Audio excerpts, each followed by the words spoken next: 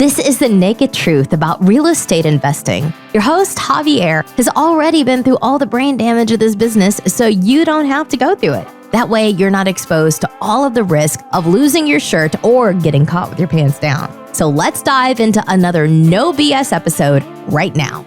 Hello, everybody. I'm Javier Hinojo, your host of The Naked Truth about real estate investing. And on today's episode, we're going to talk about what you pay your investors, right? You pay them with equity. Do you split the profits? Do you give them just a preferred return, which basically means like interest, like they earn interest on their money. All right. So there's a lot of different ways to pay investors, right? Can you pay them with tax benefits of the property, right? Like if you do a cost segregation, you take some tax deductions from your property. So there's a lot of ways to pay any investors / partners. I'll just call investors people who come and put money in your projects. I get asked all the time, hey, how much do I pay? How do I structure this? Especially from somebody going from single family to a bigger purchase, or even somebody who's starting out as single family, right? They don't know what to pay. So I'm gonna talk about what I paid, what I used to pay, what I pay now, and what other people pay that I know, right? So we'll go ahead and get started. And I'll let you know up front, there's no answer for this, okay? There's absolutely no answer. Like as far as like, hey, you pay this amount for this length and you give this amount of equity for it, no, it's just, there's no one shoe fits all, okay? So I'll get started talking about when I first started flipping houses, right? When I first started flipping houses, I took the down payment. My buddy and I took the down payment from our credit cards, right? We didn't have any money. So what percentage of that? That was like 18% interest, right? On our credit card. We didn't have any, if you have a zero down credit card, right? Zero, you have brand new credit card, you have zero interest. Well, then that's no interest. But, it was a couple of years old. So when I swiped the money, to swipe the card, it was it's like 18% plus, right? Interest on that. So that was my down payment. And then I went to find my loan from a hard money lender, and that was a 12% interest and like 3 points, right? Basically, a percentage point is of the total loan. So if I got a loan for $200,000 and I have to pay 3 points, that's 3%. So that's $6,000. So $6,000 in fees plus 12% interest for the loan, and then I used my credit card that had an 18% interest on it. So I don't know. I ended up paying 16% for this loan for however long I had it, right? 16, 17% plus. But at the end of the day, it didn't matter because we were going to make money in that house, right? We thought we were going to make like 40,000.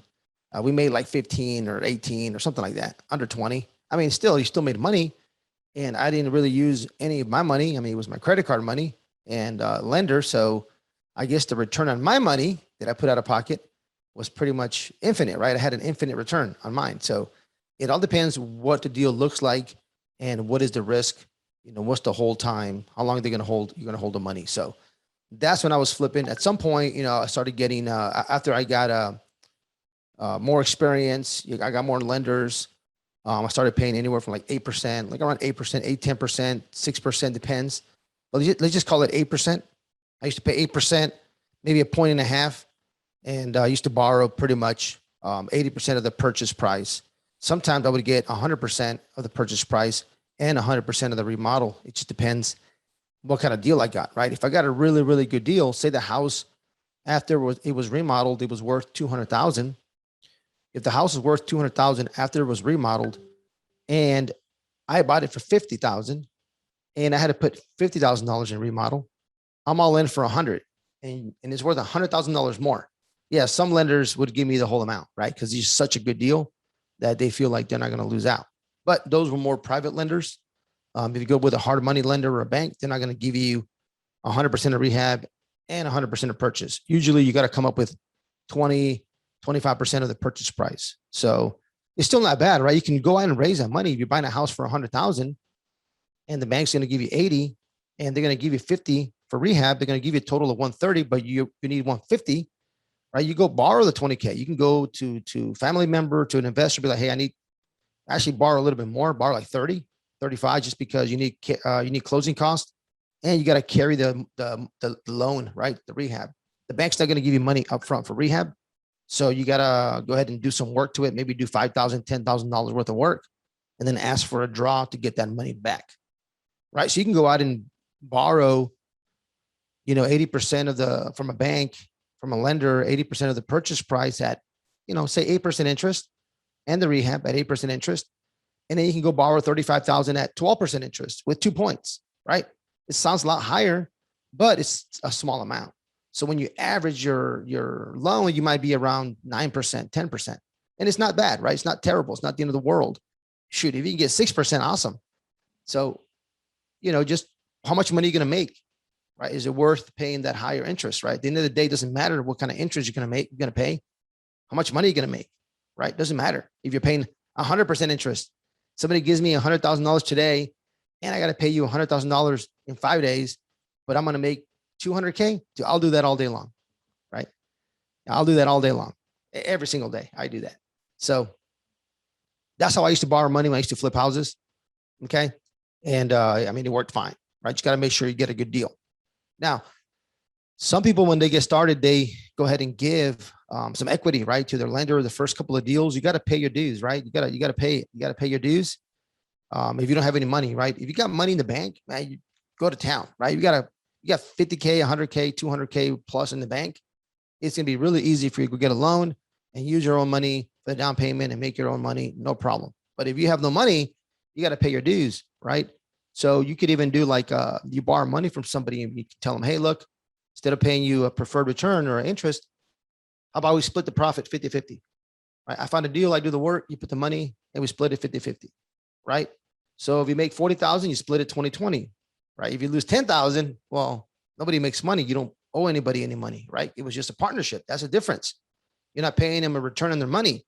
You're a partner, so you make money on the profits. So if you lose money, they don't make money, right? And you don't have to come up, you don't owe anybody any money, right? So that's another way of doing it, right? Or not even 50%, right? You say, I give you 25% of the project, whatever they want. You can be like, hey, I'll give you 4% interest and 20% of the profits, right? It's really comes down to what your investor, what your lender wants, right? If they're used to making 3, 4, 5% of their money, very slow or even less than that, right? Or if money just sitting in the account for years and they're making less than 1% from the bank, if you come and offer them 6%, I bet you they'll be happy, right? 8%, they'll be ecstatic.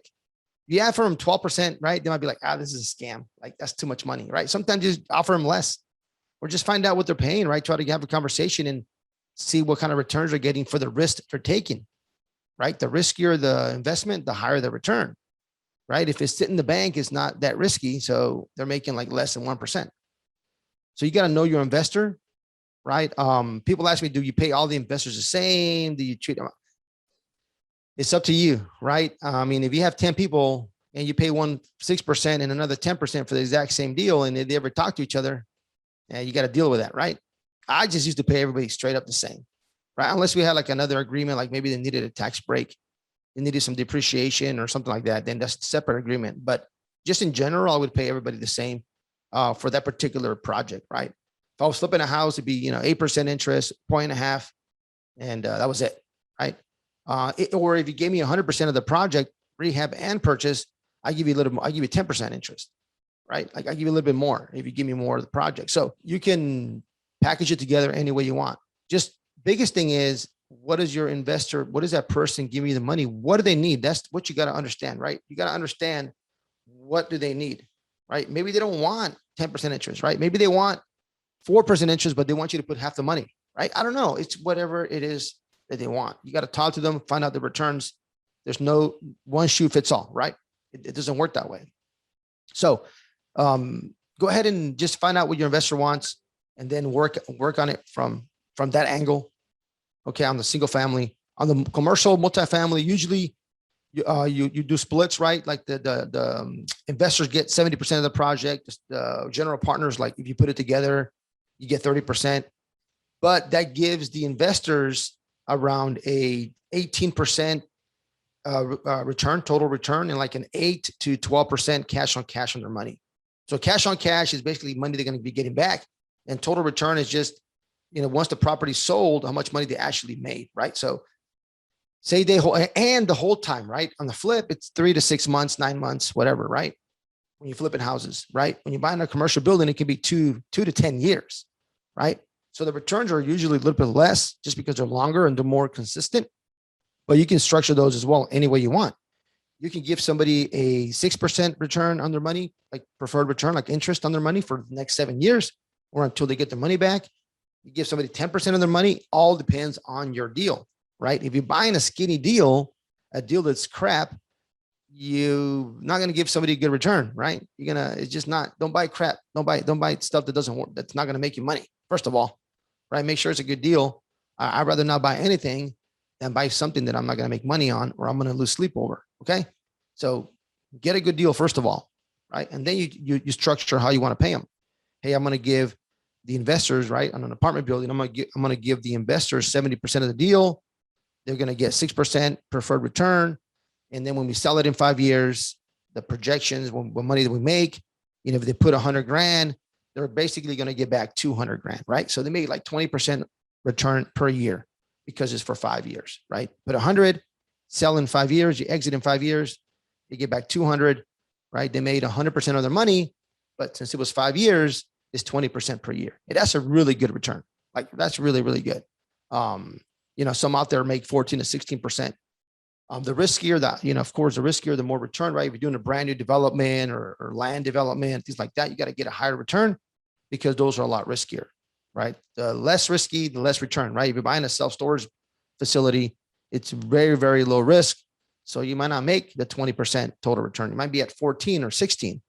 Again, it all depends what kind of deal you get, what kind of deal is brought to you to put your money in or for you to go raise money for your project, right? It just depends. If you get a stupid, crazy deal, you can do splits like you keep 80% and the investors get 20%, right? Usually most commercial projects, the investors, your limited partners that bring the money in, keep 70 to 80%. And the general partners, the people that put it together, they keep 20 to 30%. That's traditionally because usually people are paying a little bit more for the projects. Maybe it might be a little bit pretty project, right?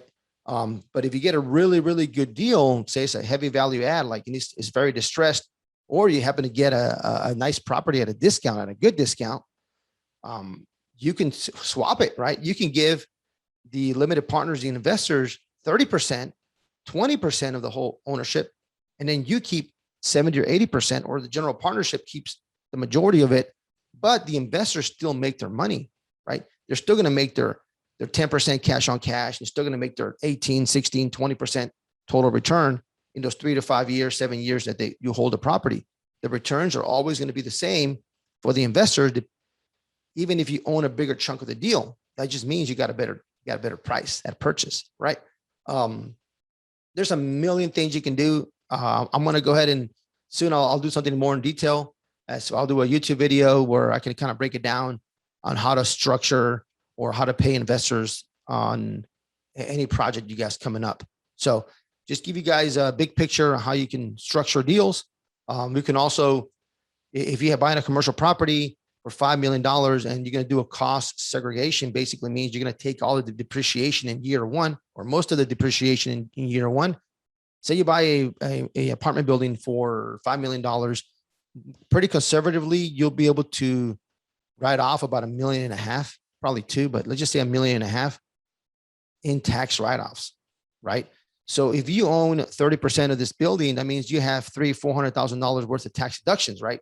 30% of the 1.5 million. You can tell an investor like, hey, you put some money in our project and I'll give you even more depreciation, right? Like if their tax structure works that way, they can get another 200, 300,000 tax deduction on their return, right? Which could add up to like $100,000 in savings on their side that year for taxes to put money in your deal, right? You can sometimes trade money for tax breaks and maybe not give them any ownership, not give them any preferred return, or give them preferred return and give them ownership, right? And give them some tax deductions, right? It all depends what kind of deal you got and what that investor wants, right? What's their personality, their investment personality, and what are they used to getting? And you got to give that a return. Again, I'll say that like 5 times. What do they want? It's not what you want. It's what they want. And if it works, do it, right? Don't be greedy. If everybody's making money, everybody's happy, right? You also got to get paid for your work, right? You got to make sure you get paid, right? Don't be doing stuff for free, but everybody has to be making money. So next time around, it's a lot easier to ask folks to put money in your projects. So big picture, that's how I used to structure my lending. And if you have any questions, reach out to me, follow me on social media, go ahead and put some comments below, and be on the lookout for that YouTube video that I'll do shortly, a little bit more detail, and I'll break it down on asset class, single family apartments. I'll break it down to make it a lot easier. So I am Javier Hinojo, your host. Don't lose your shirt. All right. It can be very time consuming. It can be very scary. It could be like trying to get somewhere without a roadmap, right? So that's why I created this due diligence list when I buy a property.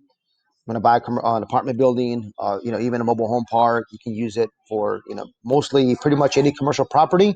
But this one specifically is for a multifamily. It could be a 6 unit. It could be a 600 unit. You can use it, for what you like. So go ahead and sign up, put your name, email. I'll send you the free link to my due diligence. This is what I've used to buy, hundreds and hundreds of units, if not, thousands of units. So sign up, you get my link. You get an Excel sheet as well. And also we use the software, project management software, Monday.com. Feel free to sign up for a free trial. I do have an affiliate link. You don't pay any extra, right? They just pay me a small fee. Don't have to use it. You have the Excel spreadsheet, but if you use Monday.com, it's actually a lot better, a lot smoother, a lot prettier, and you can do a whole bunch of other stuff. There's even a video there I created in the link. So check the link, sign up, and this is my giveaway for you guys. Thank you so much. Take care. You're invited to leave an honest written review and share this episode with a friend. Thanks for listening, and we'll see you on the next episode.